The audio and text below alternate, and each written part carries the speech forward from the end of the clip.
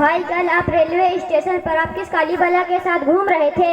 بھائی میں اپنی اہلیہ محترمہ کے ساتھ ایک شادی خانہ میں شرکت کے لیے گیا تھا، وہیں سے واپسی ہو رہی تھی، لیکن آپ کا یہ پوچھنے کا انداز الگ تھلگ اور نرالا کیوں ہے؟ بھائی وجہ اس کی یہ ہے کہ چند منچلے قسم کے لوگ جو تفسیر نگار معلوم ہوتے ہیں وہ کہہ رہے تھے کہ ہائے رے دنیا، مسلم عورت آج بھی برقع کے اندر کالا کوا ہی لگتی ہے یا پھر چلتا پھرتا تاجیہ ہی ہے۔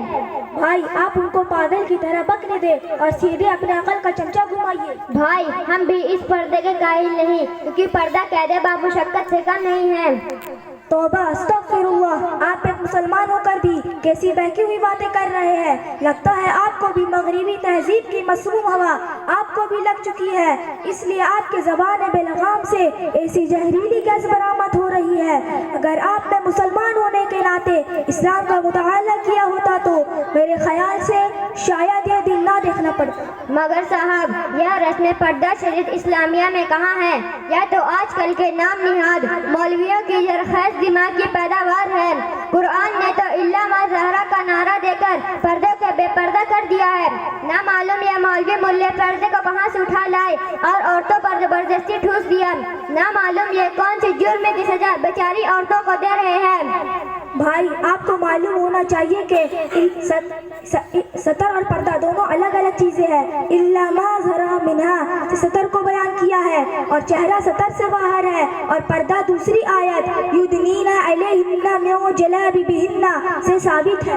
جانے دیجئے تم مولوی لوگ ہر بات میں انا للہ اور استغفر اللہ کی رٹ لگانے لگتے ہو۔ پردہ کرا کر عورتوں کو کسی گھاٹ کا رہنے نہ دیا۔ آج کے اس فیشن زدہ میں مغربی تہذیب میں الیکشن لڑ کر مکھیا، منسٹر، اس کے علاوہ ہاسپٹل میں نرس، اسٹور روم میں مال سردار بن کر ملک و قوم کی خدمت کر رہی ہے، یہاں تک کہ تمام اسکولوں کالجوں میں ٹیچر ہے۔ مگر مسلمانوں نے تو مذہب کی آڑ لے کر عورتوں کو برباد کر دیا ہے۔ نتیجہ یہ نکلا کہ برقعے میں قید ہونے کی بنا پر اپنی پیدائشی صلاحیتوں سے محروم ہو کر مردوں کے غلام بن کر رہ گئے ہیں۔ بھائی غلط ہی نہیں بلکہ بالکل غلط ہے۔ اسلام نے عورتوں کو دنیاوی تعلیم سے منع نہیں کیا، مگر لڑکے اور لڑکیوں کے ایک جگہ تعلیم کے مقاصد کے پیش نظر پابندی عائد کی گئی ہے۔ اور کمی تو ایسا ہوتا ہے کہ خود عورت ہی اس میدان علم میں دیوار چین بن کر کھڑی ہو جاتی ہے اور مرد کو جانے سے روکتی ہے۔ اگر کسی اسکول و کالج میں باپردہ تعلیم کا نظم ہو جائے تو اس میں کوئی حرج نہیں، مگر ایسا ہوتا ہی کہاں ہے۔ اب دوسری بات، نرس، ٹیچر، کلر کیس بن کر عورت ہی کی خدمات انجام دے تو بہت اچھی بات ہے، لیکن پرائے مردوں کی خدمت سے ضرور روکا ہے۔ اور صحیح بات تو یہ ہے کہ یہ تو خدمت ہے ہی نہیں بلکہ یہ تو نوکری ہے۔ یہ ذمہ داری شریعت اسلامیہ نے مردوں کے کندھوں پر رکھی ہے اور عورت کو بالکل آزاد رکھا ہے، کیونکہ طبعی ساخت کے بنا پر ان سے یہ کام لینا ظلم ہے۔ ان کا نان و نفقہ کا سکنا شوہر پر واجب ہے، اس کو اللہ رب العزت نے وزیر داخلہ بنا کر بھیجا ہے، وزیر خارجہ نہیں۔ اسلامی قانون کتنا پیارا ہے کہ عورت کو عزت کے اس مقام تک پہنچا دیا کہ یورپین عورتیں بھی مسلمان مردوں سے شادی کرنے کو پسند کرتی ہے،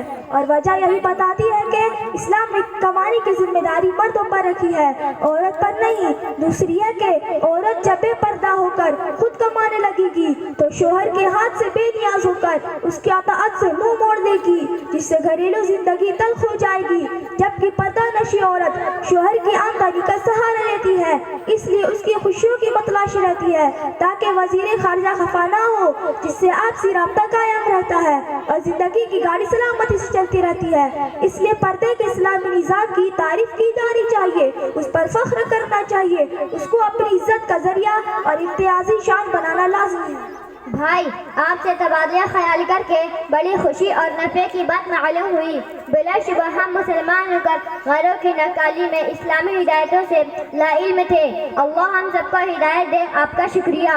شکریہ تو آپ کا ہے بھائی کہ آپ نے میری باتوں کو دل کے کانوں سے سنا۔ اللہ ہمیں اسلامی قانون کو تسلیم کرنے کی توفیق دے کر پردے کے احکام پر اپنی عورتوں کو چلانے کی ہمت دے، ورنہ یہی عورتیں بغاوت کا جھنڈا لہرا کر ہمیں چلا دے گی۔ اس لیے کہتا ہوں، خدارا حفاظت کرو تم خود اپنی، خدارا حفاظت کرو تم خود اپنی، فرشتے بچائیں گے نہ ہرگز آ کر۔ السلام علیکم ورحمۃ اللہ وبرکاتہ۔ وعلیکم السلام ورحمۃ اللہ وبرکاتہ۔